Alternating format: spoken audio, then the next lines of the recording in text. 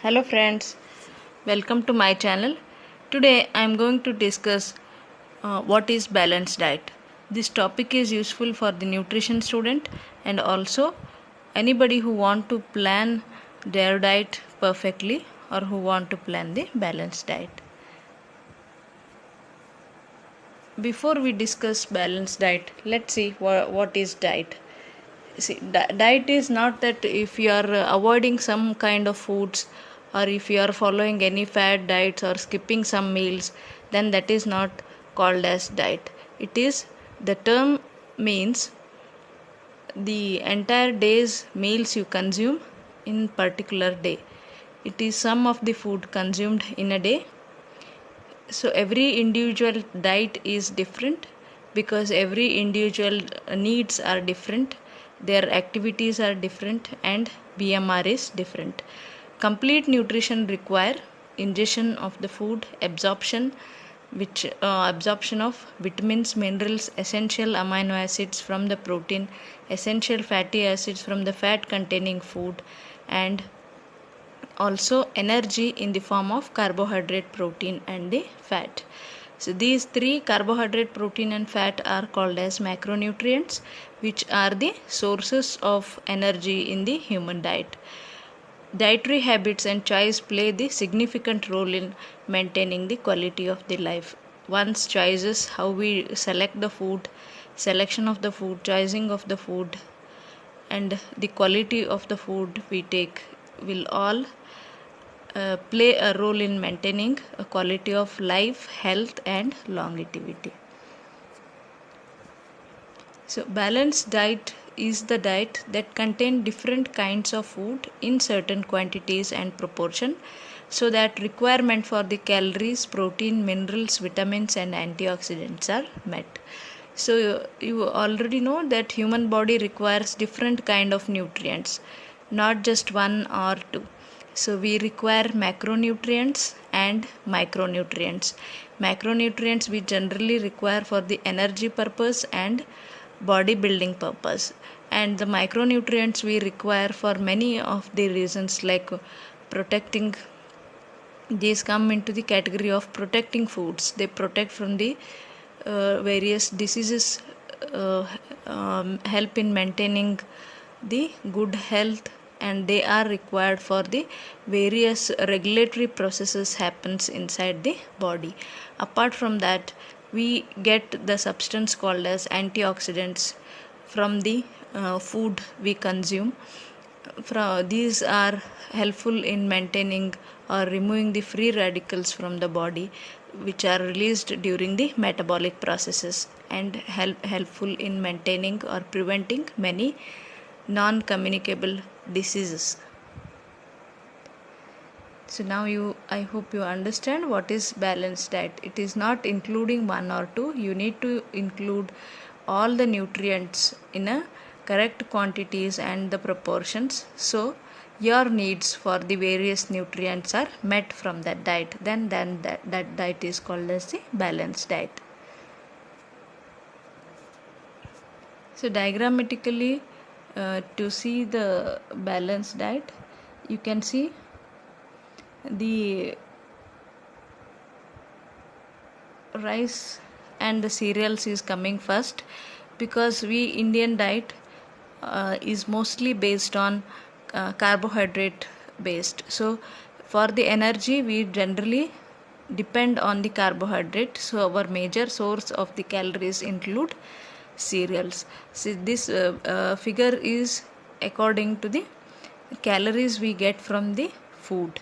So in the balanced diet, 60 to 70% of the calories are coming from the carbohydrate, and 15 to 20% we are getting from the proteins, and again 15 to 20 to 30% we are getting from the fats. So next we are going to include more number of fruits and vegetables after the rice or the cereals. These fruits and vegetables usually 2 servings each, they say. So each in a day at least 5 servings of fruits and vegetables should be consumed to meet the requirement for vitamins and minerals. So next comes the protein group. In protein you have many choices. Dairy is there, meat is there, eggs are there, so all these are nuts are there, lentils are there, all these will be come under the protein category. Fats and oils, sugar should be used in a small amount, that's why it is representing at the top of the pyramid. So this how you can follow the pyramids and include all these things in your everyday's meal to make your day's meal balanced.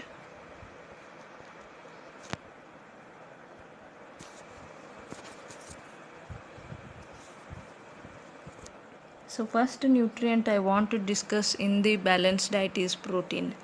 So our life starts with the protein because your life is starting with the cell. So one cell is developed, then many cells will be formed to form it a tissue. So that's how our life starts.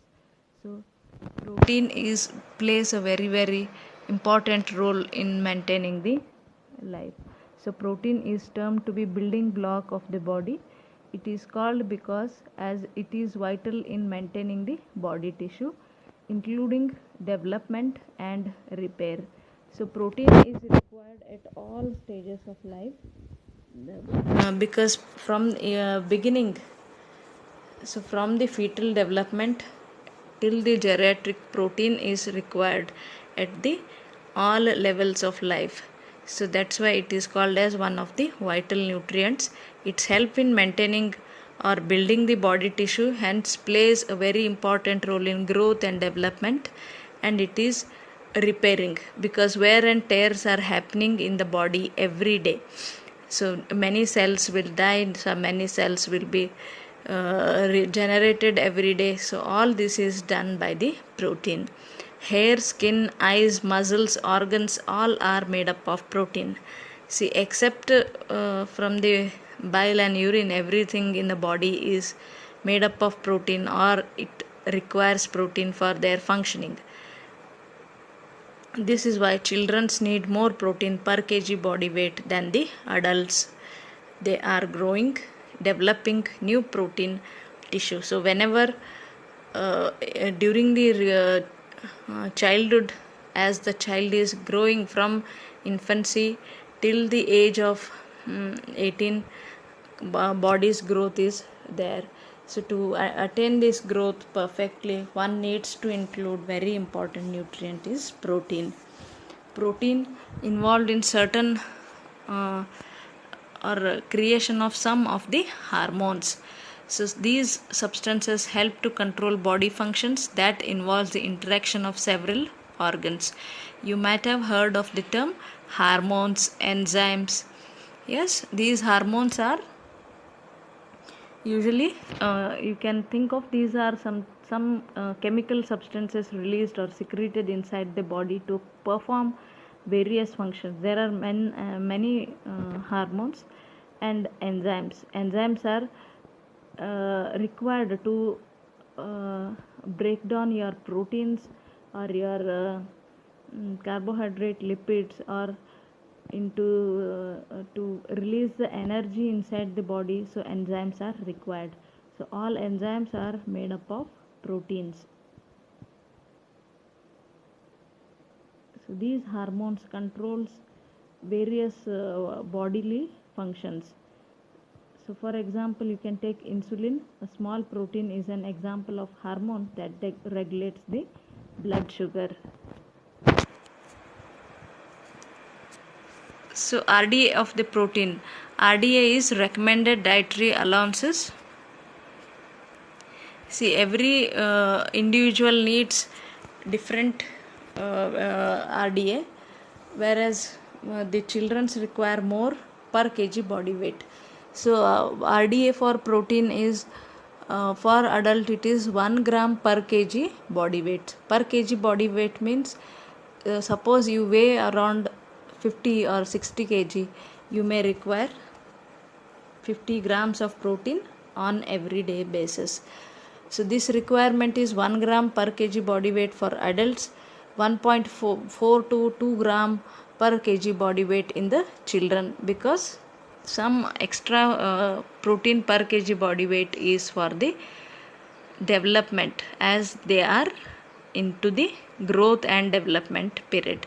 So whenever your body having some diseases like liver disease, we generally increase the protein requirement, or whenever lack of protein is there in protein energy malnutrition, protein requirement can be increased depending on the needs and requirement of the body. So protein helps in synthesis of DNA. DNA is the genetic material in the body. So protein is major element in the transportation of certain molecules, for example hemoglobin. So very important, protein also plays important role in transportation. So hemoglobin is one of the protein binding agent, so it has protein in it. It performs the transport of oxygen in the body or throughout the body. So in this the heme is iron portion and globin is the protein. Iron and protein makes it to hemoglobin. To maintain your normal hemoglobin level, we only concentrate on including more of iron in the diet. So along with iron, you need to have sufficient amount of protein to get the hemoglobin levels perfect. Protein from the antibodies that help to prevent infection, illness and diseases. Protein is major component in the maintaining your or helping to build your antibodies in the body. So when you are lacking in protein, you are have more chances of getting infections. When you are having a good protein in the diet, then you can have the lesser of the infection, or you have the capacity when you eat more protein, you have good capacity to fight against various diseases. So next macronutrient is energy, or the energy we are getting from the carbohydrate. So basically all of us need energy. Our body needs energy for the growth and also repair themselves. Keep warm means to maintain body's normal temperature and to do the physical activity. So energy is general definition will be capacity to do work. So energy comes from the food and the drink, in particularly carbohydrate, protein, fat and alcohol. All these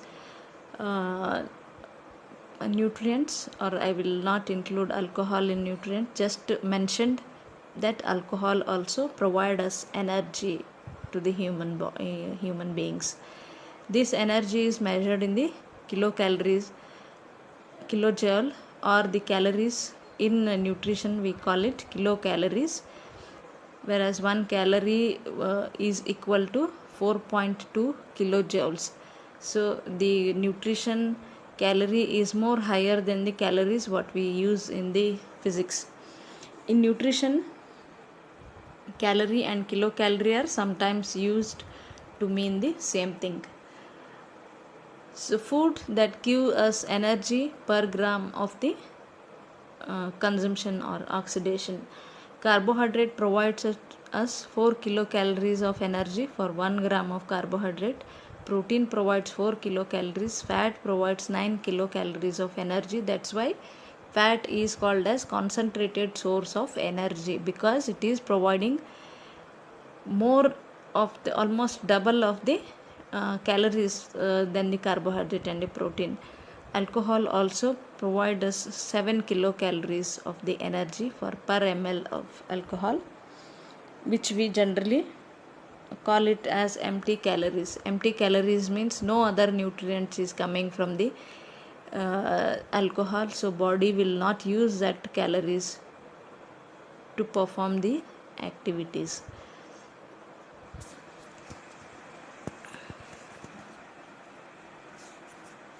See, RD of the calories or energy is depend on various things. Every individual do not require the same calories with the others. So calories varies according to the age of a person, gender of a person, physical activity.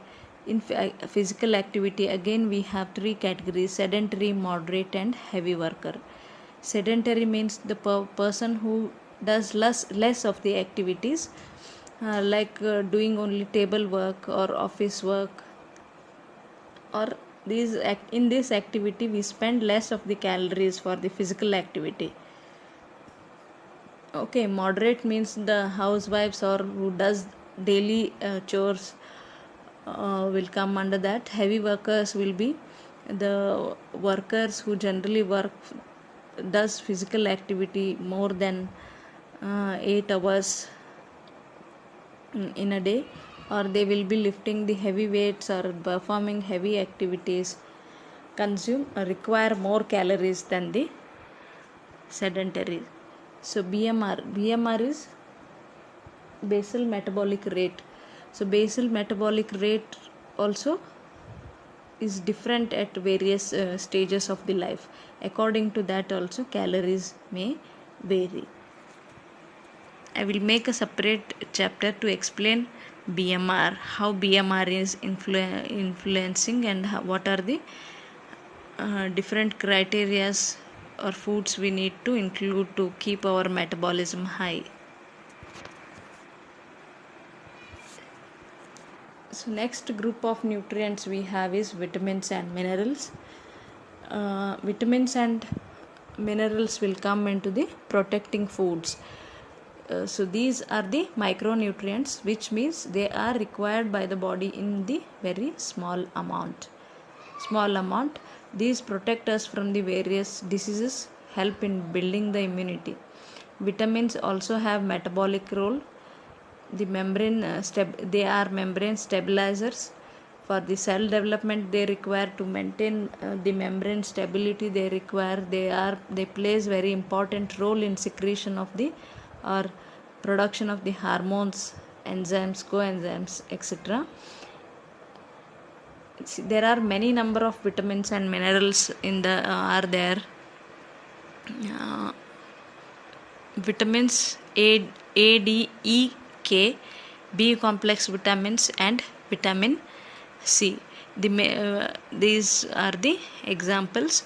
Minerals: calcium, iron, magnesium, zinc, etc. Actually there are still more nutrients, minerals are there.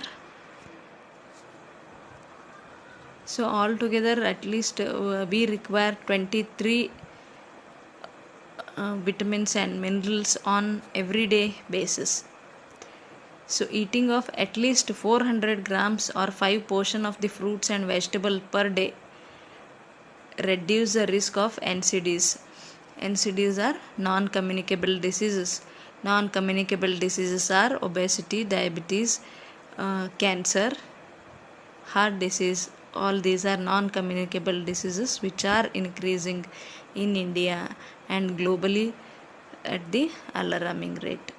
This helps to ensure an adequate daily intake of dietary fibers. Fiber is again one more essential nutrient we want to include, as if it does not provide us any of the calories, but fiber it does health benefiting. It is benefit for the health. So eating of fruits and vegetables or including of the salads will provide us good amount of fiber, or in common language it is also called as roughage. Roughage is required to maintain the good health. In order to improve the fruits and vegetables consumption, you can always include vegetables in your meal. Include more number of vegetables. Eat fresh fruits, raw vegetables as snacks. Eat fresh fruits and vegetables in the season. Seasonally you can go consume the vegetables. Eat variety of choices of fruits and vegetables. So always you need to make your plate colorful, so that all the requirements. See, suppose if you are including yellow fruits, yellow vegetables, that you are supplying your body with the vitamin A or beta carotene. If you are eating or having red things in the meal, so you are getting a good amount of antioxidants. Very important is lycopene you are getting from the red things, or if you are including green things, you are getting chlorophyll from the green leaf vegetables. So all these nutrients help in maintaining your health.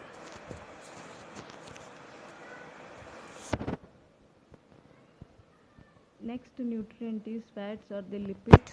We generally consume it very less, but it is essential to consume in the little amount. Fat constitute approximately 30% of total energy in the human diet. So diet wise, if we look at, so fat contribute 30% of the calories in the daily diet. So dietary fat is essential for the digestion, transportation of fat soluble vitamins, fat soluble photochemicals such as carotenoids and lycopenes. So fat is not that bad type of nutrient always, because fat is essential in the human diet for maintaining many things. If fat is not there, so digestion may not be perfect. So digestion, for the proper digestion we require, so for transportation or because fat soluble vitamins, as its name says, that they are soluble only in the fat medium, so fat is required for their absorption. So fat soluble vitamins such as A, D, E, K and some antioxidants also require fat for the absorption. Carotenoids and lycopenes require them. These carotenoids we are getting from yellow colored fruits and vegetables, and lycopenes from the red colored fruits and vegetables. And fat depresses gastric secretion, slows the gastric emptying and stimulate biliary and pancreatic flow, thereby facilitating the digestive process. So for suppressing gastric secretion or to enable good digestion, fat is required. So what kind of fat we include in the diet is important than avoiding just fat. So what type of fat you are going to include in your diet is a important factor to consider in the balanced diet. So reducing the total amount of fat intake lesser than 20% of the total energy help to prevent unhealthy weight gain. So when you have to reduce the fats, or what type of fat is reduced, that should be considered in order to maintain good body weight. So we everybody don't want to gain weight these days, that is unhealthy weight gain. So it also, if unhealthy weight gain also increases the risk of NCDs and lowering the reducing the saturated fat to the lesser number, less than the 10% of total energy intake, and trans fat less than 1% of total energy intake, replacing both these with the unsaturated type of fat, which means you need to reduce saturated type of fat and trans fat. So these two fats, saturated fat is which is a solid at room temperature, for example your butter, your cheese, vanaspati, that is saturated type of fat. And trans fat mostly we are when we consume lot of processed foods or baked fried things, so we generally get trans fat in the such foods. So what you can do is you can replace that with unsaturated type of fat. Unsaturated example, the all cooking oils, which are blend of cooking oil, blend of vegetable oils, and unsaturated oil, olive oil, we have rice bran oil. All these cooking oils will come under the unsaturated type of fats. Fat intake can be reduced, so always cooking oils are also not that great to include more than of the 20% of the calorie requirement. So what you can do is use lesser number of the uh, animal oils or the animals fat we get from. So usually animal fat is the fatty portion which is there in the meat, and mm, again the butter, cheese, all this is coming from the animal source. And the plant source of vegetable oils or the fats what we get is uh, the oils or the we get from the nuts. That is a good type of fat you can include. If you are consuming nuts, your body is getting the good amount of the fat. So instead of using more oil into the cooking, you can use the cooking methods like boiling, steaming and bake rather than fry in the oil. Always deep fried foods have more content of the oil than the baked ones. So using other methods are available, like anything which is boiled is always having no fat at all. Steaming also same. So use more number these cooking methods than the deep frying one. Avoid processed food that contain trans fat. Limit the consumption of food containing high amount of saturated fat, example cheese, ice cream and the fatty meat.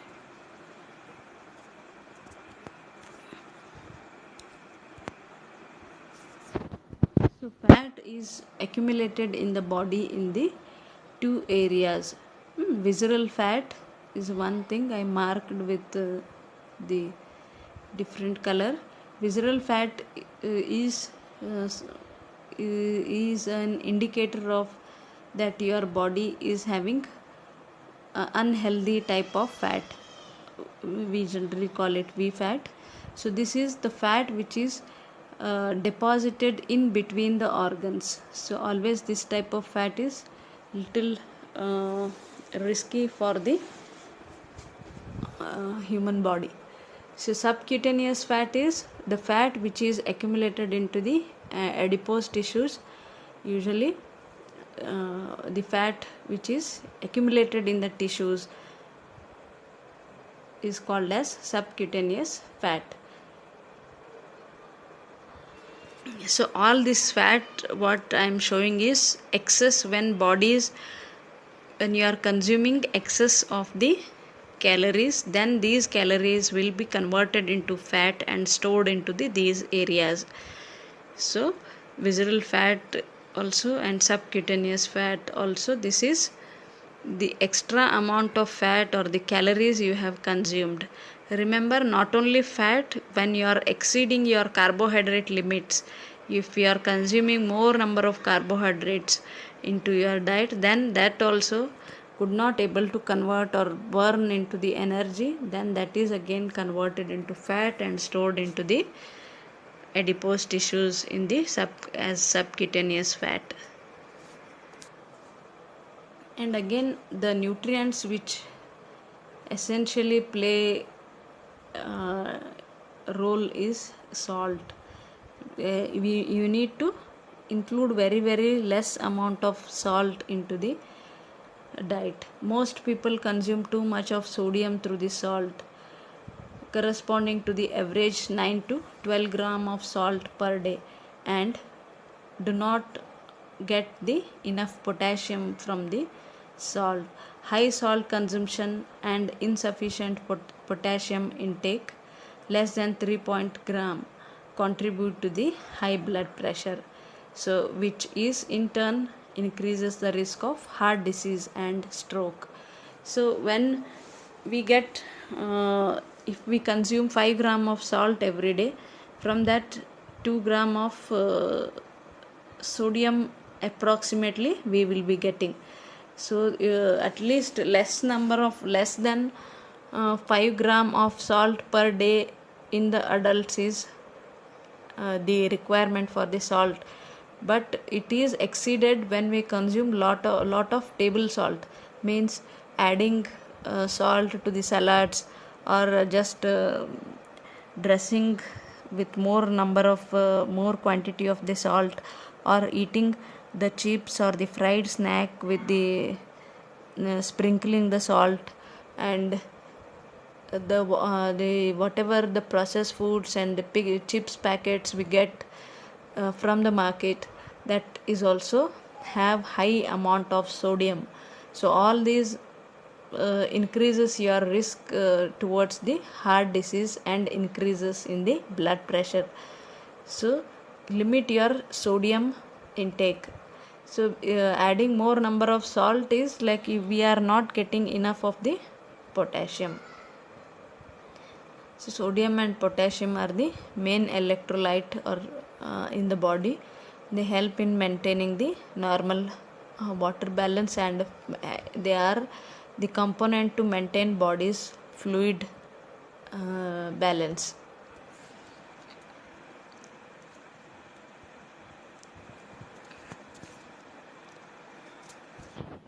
So 1.7 million deaths could be prevented each year if the salt consumption were reduced to the recommended level less than 5 gram per day.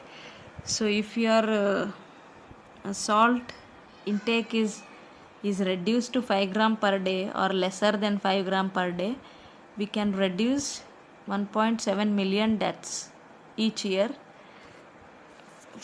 which are happening because of the high blood pressures.